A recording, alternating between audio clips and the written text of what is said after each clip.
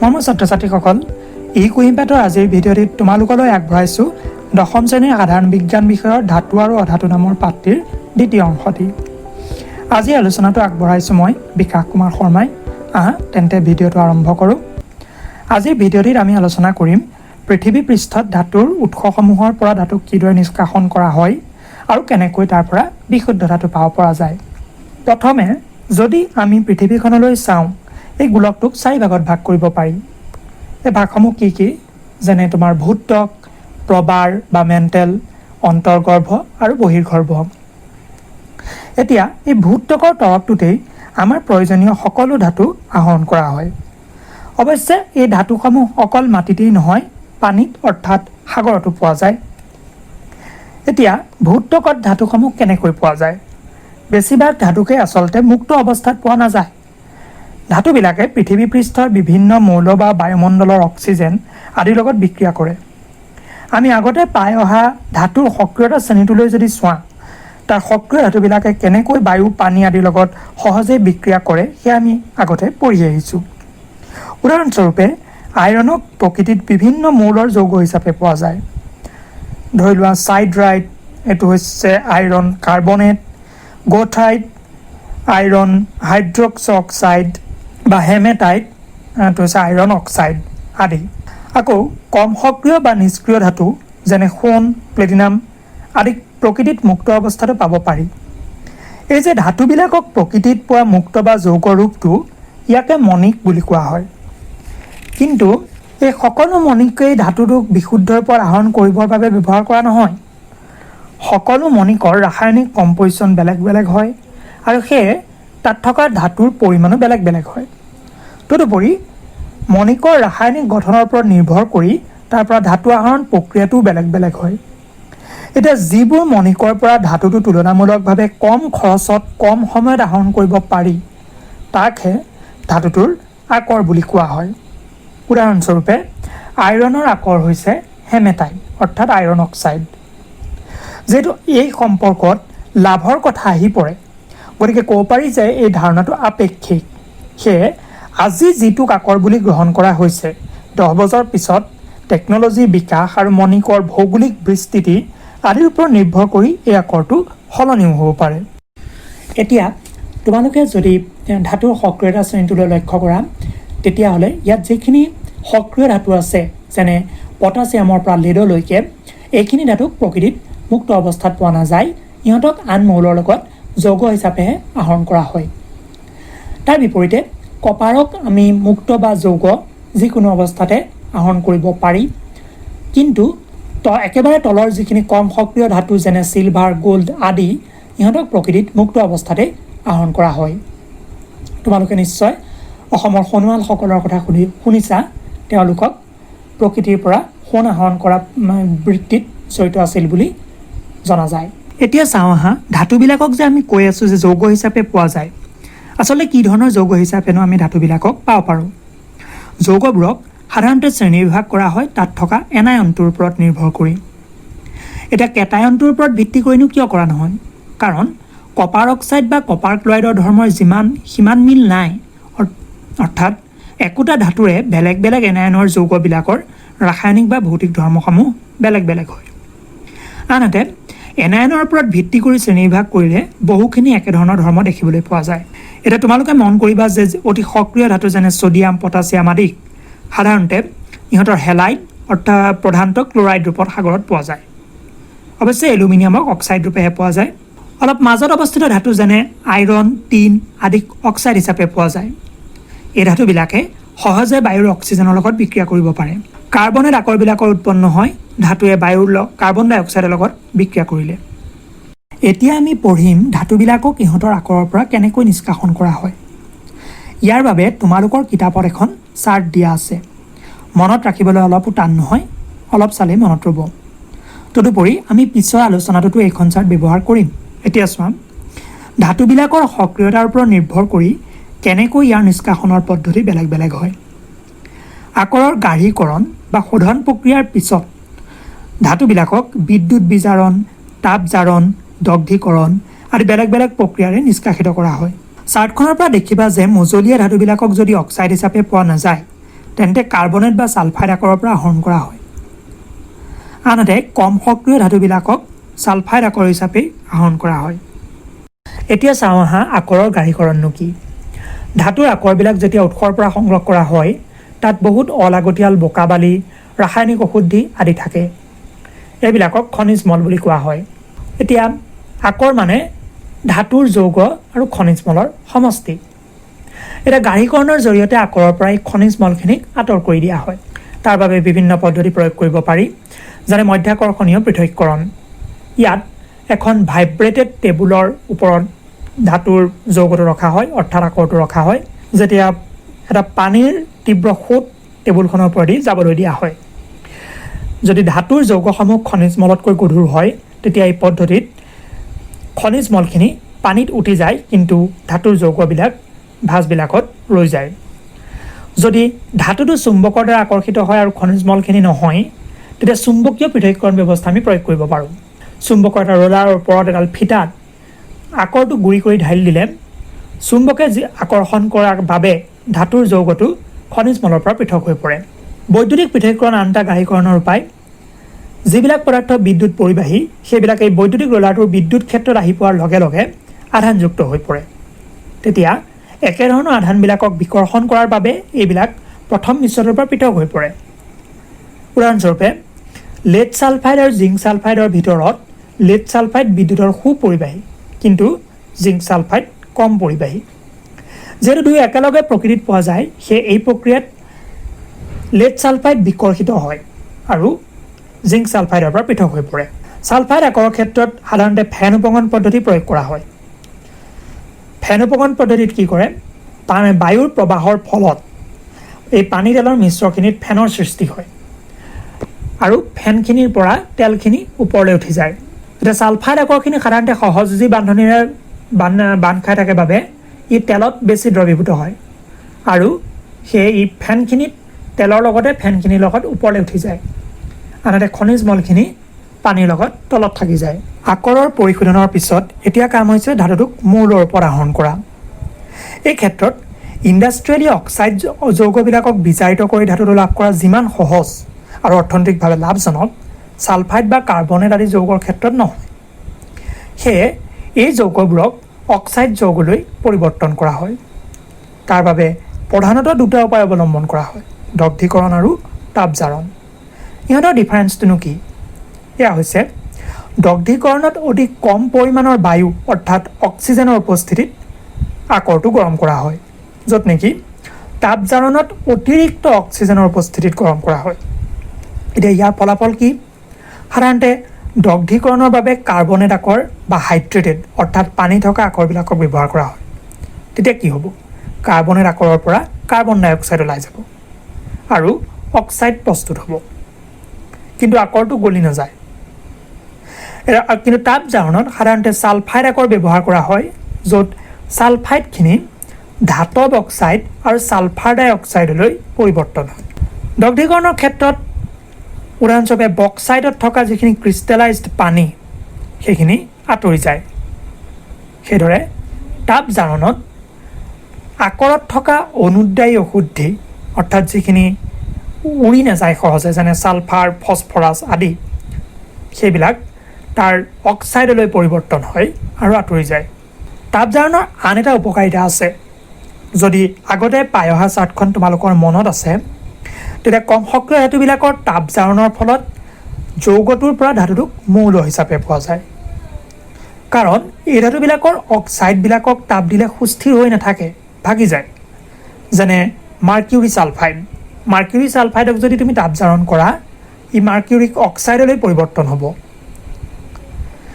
আনহাতে তাৰ পাছত সেই পৰিৱেশত মাৰ্কিউৰি অক্সাইড সুস্থিৰ নহয়, সেইকাৰণে ই আকৌ ভাগি যাব আৰু ভাগি পেলাই কি হ'ব? মাৰ্কিউৰি প্ৰস্তুত হ'ব। গতিকে কম সক্ৰিয় ধাতুবিলাকৰ ক্ষেত্ৰত আৰু এটা ষ্টেপৰ প্ৰয়োজন নহয়। এই পদ্ধতিটোৰেই ইহঁতক ডাইৰেক্টলি মৌলিক ধাতুলৈ পৰিৱৰ্তন কৰিব পাৰি। কিন্তু আন ধাতৱ অক্সাইডবিলাকৰ ক্ষেত্ৰত এই পদ্ধতি প্ৰযোজ্য নহয়, কাৰণ ইহঁতৰ অক্সাইডবিলাক তাপৰ প্ৰতি সুস্থিৰ, শক্তিশালী ৰাসায়নিক বান্ধনিৰে তৈয়াৰী। এনেবিলাক ধাতৱ অক্সাইডৰ বাবে বেলেগ কিছুমান উপায় অৱলম্বন কৰা হয়। তাৰে এটা হৈছে প্ৰতিস্থাপন বিক্ৰিয়া। অৰ্থাৎ আমি আগতে পাই অহাৰ দৰে অতি সক্ৰিয় ধাতুবিলাকে কম সক্ৰিয় ধাতুৰ আয়নৰ দ্ৰৱৰ পৰা ধাতুটোক প্ৰতিস্থাপন কৰিব পাৰে। এতিয়া সক্ৰিয়তা শ্ৰেণীত এলুমিনিয়াম মেংগানিজতকৈ ওপৰত অৱস্থিত, অৰ্থাৎ এলুমিনিয়াম মেংগানিজতকৈ বেছি সক্ৰিয়। সেইবাবে যেতিয়া মেংগানিজ অক্সাইডক এলুমিনিয়ামৰ লগত গৰম কৰা হয়, এলুমিনিয়াম অক্সাইড উৎপন্ন হয়। এই বিক্ৰিয়াটো ইমান তাপবৰ্জী হয় যে মেংগানিজখিনি গলিত অৱস্থাতে পোৱা যায়।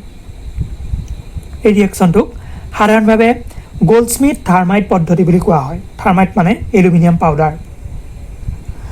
ৰেলৰ ভগা লাইন যোৰা লগাবলৈ সময়ত এই পদ্ধতিটো প্ৰয়োগ কৰা হয়। তাত কি হয়, যিখিনি ৰাষ্ট অৰ্থাৎ আইৰণ অক্সাইড, তাত এই আইৰণ অক্সাইডখিনি এলুমিনিয়ামৰ লগত বিক্ৰিয়া কৰিলে যিহেতু এলুমিনিয়াম আয়নতকৈ বেছি সক্ৰিয়, সেইবাবে এলুমিনিয়াম অক্সাইড উৎপন্ন হয় আৰু আইৰণ ধাতুলৈ পৰিৱৰ্তন হয়। এতিয়া যিহেতু বিক্ৰিয়াটো বহুত তাপবৰ্জী হয়, সেইবাবে এলুমিনিয়াম যিখিনি আইৰণ উৎপন্ন হয় সেইখিনি গলিত অৱস্থাত পোৱা যায়। এতিয়া যিখিনি গলিত আইৰণ সেইখিনিয়ে ৰেলৰ লাইনটো জোৰা লগাই দিয়ে। আন এটা পদ্ধতি হৈছে ধাতৱ অক্সাইডবিলাকক কাৰ্বনৰ লগত অতি উচ্চ উষ্ণতাত বিক্ৰিয়া কৰিবলৈ দিয়া হয়।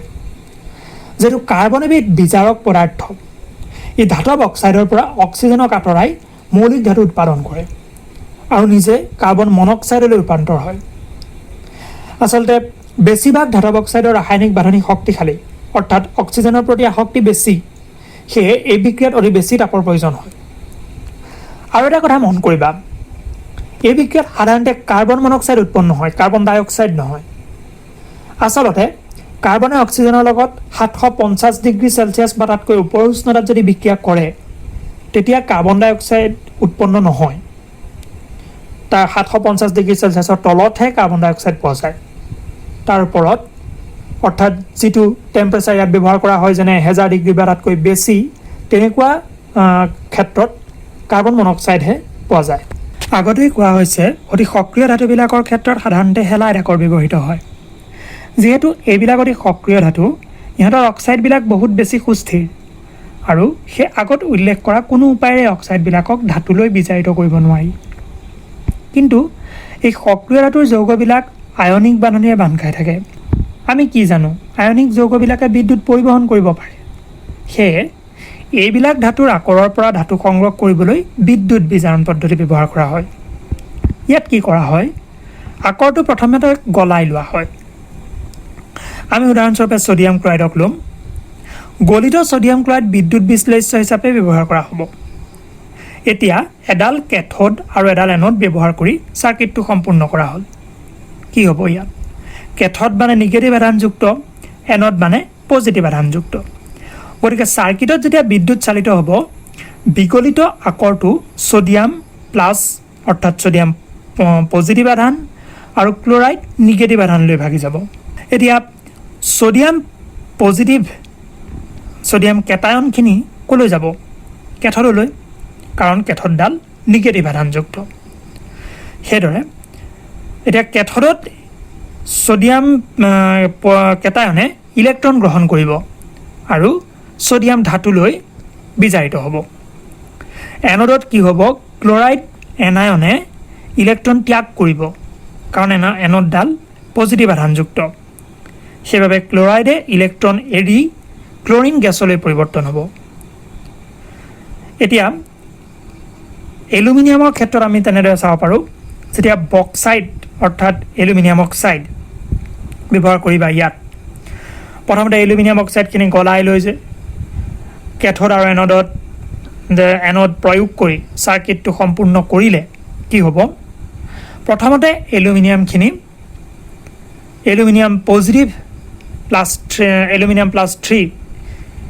প্লাছ 3 এই পজিটিভ আধানখিনি কেথোডলৈ যাব আৰু কেথোডত ইলেক্ট্ৰন গ্ৰহণ কৰি এলুমিনিয়াম মেটাললৈ অৰ্থাৎ এলুমিনিয়াম ধাতুলৈ বিজাৰিত হ'ব।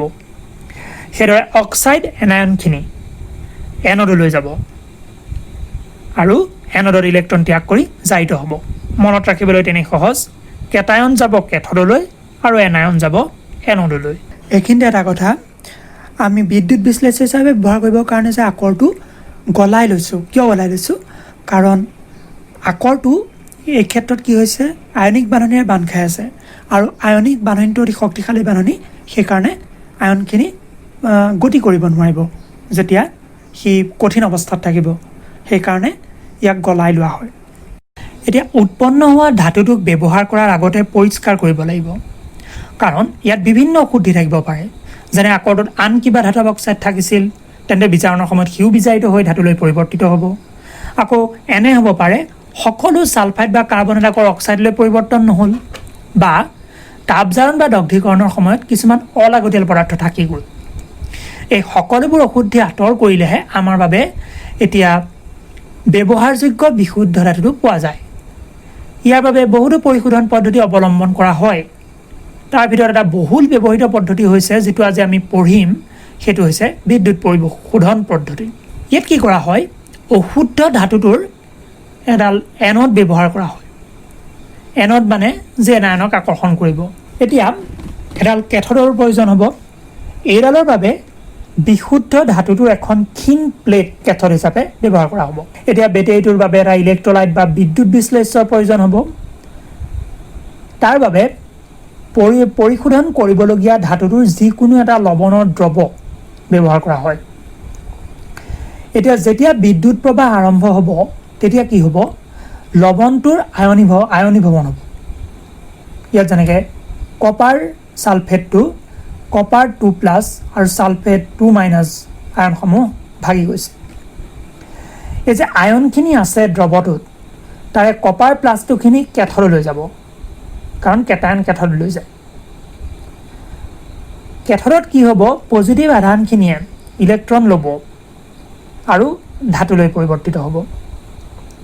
যিহেতু ইতিমধ্যে কেথডডাল বিশুদ্ধ ধাতুৰে তৈয়াৰী, আধানখিনিৰ পৰা তৈয়াৰ হোৱা ধাতুখিনিও বিশুদ্ধ, গতিকে ইয়াত মিশ্ৰ হোৱাৰ ভয় নাথাকে।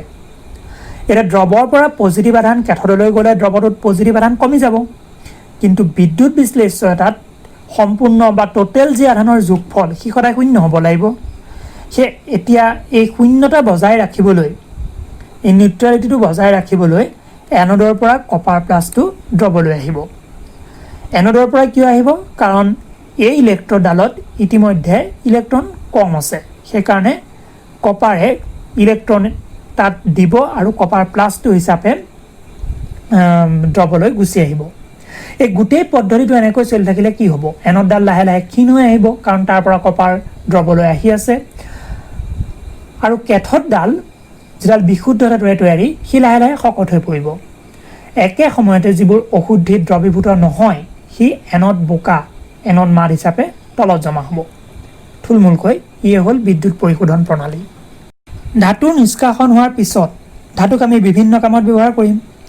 এতিয়া ব্যৱহাৰৰ সময়ত ধাতুটো বায়ু, পানী আদি বিভিন্ন কাৰকৰ মুখামুখি হ'ব।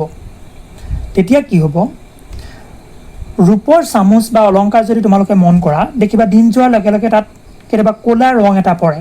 ঠিক তেনেদৰে আমেৰিকাৰ ষ্টেচু অৱ লিবাৰ্টিৰ কথা সকলোৱে জানা। ই প্ৰথমতে এনেকুৱা নীলা বৰ্ণ নাছিল, পিছত লাহে লাহেহে এই বৰণটো আহিছে। বা লুট নামৰ এক খোৱাৰ বিষয়ে আমি আগৰ ভিডিঅ'টোত আলোচনা কৰিছোঁ। এতিয়া এনে ঘটনাবোৰ কিয় ঘটে, আন একো নহয়, কিছুমান সাধাৰণ ৰাসায়নিক বিক্ৰিয়া ইয়াৰ লগত জড়িত হৈ আছে। ৰূপ অৰ্থাৎ চিলভাৰে যদি হাইড্ৰজেন ছালফাইড আৰু অক্সিজেনৰ লগত বিক্ৰিয়া কৰে, তেন্তে চিলভাৰ ছালফাইড প্ৰস্তুত হয়, যাৰ বাবে এই ক'লা ৰংটো দেখা পোৱা যায়। ঠিক সেইদৰে কপাৰে বায়ুৰ জলীয় বাষ্প আৰু কাৰ্বন ডাই অক্সাইডৰ লগত বিক্ৰিয়া কৰি ক্ষাৰকীয় কপাৰ কাৰ্বনেট উৎপন্ন কৰে, যাৰ বাবে এই নীলা ৰংটো দেখিবলৈ পোৱা যায়।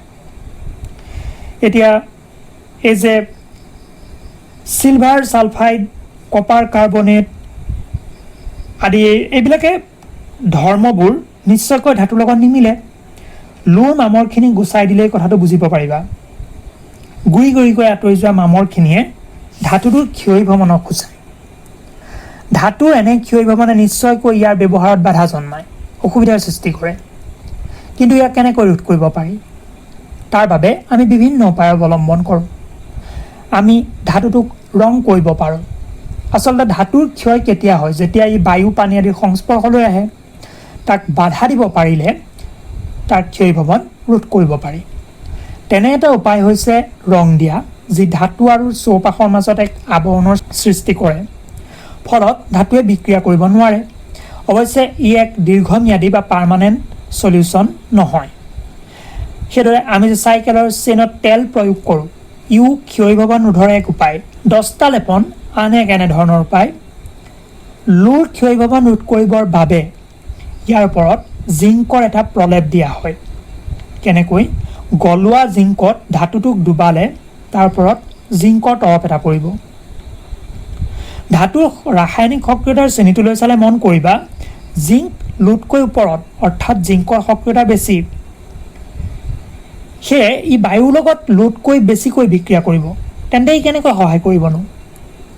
কাৰণ জিংকে অক্সিজেনৰ লগত বিক্ৰিয়া কৰি জিংক অক্সাইড তৈয়াৰ কৰিব, যিটো এক সুস্থিৰ যৌগ। এতিয়া এই জিংক অক্সাইডৰ তৰপটোৱেও আইৰণখিনিক সুৰক্ষিত কৰি ৰাখিব। সেইদৰে ক্ৰম প্লেটিং একেধৰণৰ এটা ব্যৱস্থা। আন এটা বহুল প্ৰচলিত ব্যৱস্থা হৈছে সংকৰ ধাতু বা এলয় নিৰ্মাণ। তোমালোকে দেখিছা চাগে, বেছিভাগ ক্ষেত্ৰতে আমি বিশুদ্ধ আইৰণ ব্যৱহাৰ নকৰোঁ। কিয় নকৰোঁ? কাৰণ বিশুদ্ধ আইৰণ আচলতে কোমল আৰু তাপ দিলে সহজে বহল হৈ যাব। কিন্তু ইয়াত যদি 0.05% কাৰ্বন মিহলোৱা হয়, আমি কাৰ্বন ষ্টীল পাওঁ, যি অতি শক্তিশালী। অৰ্থাৎ অলপমান কাৰ্বন মিহলি কৰিয়ে আমি আইৰণৰ ধৰ্ম সলনি কৰি দিব পাৰোঁ। গতিকে এই কাৰ্বন ষ্টীলক এতিয়া সংকৰ ধাতু বুলি কোৱা হ'ব। গতিকে সংকৰ ধাতু কি? দুটা বা তাতোধিক ধাতু বা এটা ধাতু আৰু এটা অধাতুৰ সমসত্ব মিশ্ৰ। গতিকে সংকৰ ধাতুৰ ধৰ্মবিলাক বিশুদ্ধ ধাতুতকৈ বেলেগ হয়। ইহঁতক কেনেকৈ বনোৱা যায়? প্ৰথমতে যি ধাতুখিনি মিহলোৱা হ'ব বা যি ধাতু আৰু অধাতু মিহলোৱা হ'ব, তাহাঁতক গলাই লোৱা হয়। এতিয়া যিটো নিৰ্দিষ্ট অনুপাতত তাহাঁতক মিহলোৱা হ'ব, সেই নিৰ্দিষ্ট অনুপাতত সিহঁতক ঢালি দিয়া হয়, যাতে এটা সমসত্ব মিশ্ৰ তৈয়াৰ হয়। তাৰ পাছত ইহঁতক ঠাণ্ডা কৰিলে আমি সংকৰ ধাতুটো পাব পাৰোঁ। এই টেবুলখনলৈ চোৱা, কিছুমান বহুল ব্যৱহৃত এলয় অৰ্থাৎ সংকৰ ধাতুৰ উপকৰণবোৰ দিয়া আছে। চোৱাচোন ইহঁতৰ ধৰ্মবোৰনো কি? ষ্টেইনলেছ ষ্টীলৰ নামটোৱে ইয়াৰ উপকাৰিতাৰ বিষয়ে কয়। ষ্টেইনলেছ অৰ্থাৎ য'ত ষ্টেইন বা দাগ নপৰে, অৰ্থাৎ মামৰে নাখায়। ইয়াৰ কাৰণ কি জানানে? যদি ইয়াৰ উপাদানসমূহ চোৱা, ইয়াৰ এটা উপাদান হৈছে ক্ৰমিয়াম। ই আইৰণতকৈ বেছি সক্ৰিয়। দস্তা লেপনৰ ক্ষেত্ৰত যিটো হৈছিল, ক্ৰমিয়ামে বায়ুৰ অক্সিজেনৰ লগত আগতীয়াকৈ বিক্ৰিয়া কৰে আৰু এখন অক্সাইডৰ ফিল্ম তৈয়াৰ কৰে। ক্ৰমিয়াম অক্সাইডৰ এখন ফিল্ম তৈয়াৰ হয়। এই অক্সাইড ফিল্মখন সুস্থিৰ, যাৰ বাবে তলৰখিনি আৰু ক্ষয় হোৱাত বাধা পৰে। গতিকে তেনেদৰে পিতল, ব্ৰঞ্জ আদিৰো কি কি উপকাৰিতা আছে চাবাচোন তোমালোকে। ছাত্ৰ ছাত্ৰীসকল, আজিৰ পাঠটি ইমানতে সামৰিছোঁ। আশা কৰোঁ তোমালোকে পাঠটি ভালদৰে বুজি পাইছা। আজিলৈ তেতিয়াহ'লে বিদায় লৈছোঁ। নমস্কাৰ।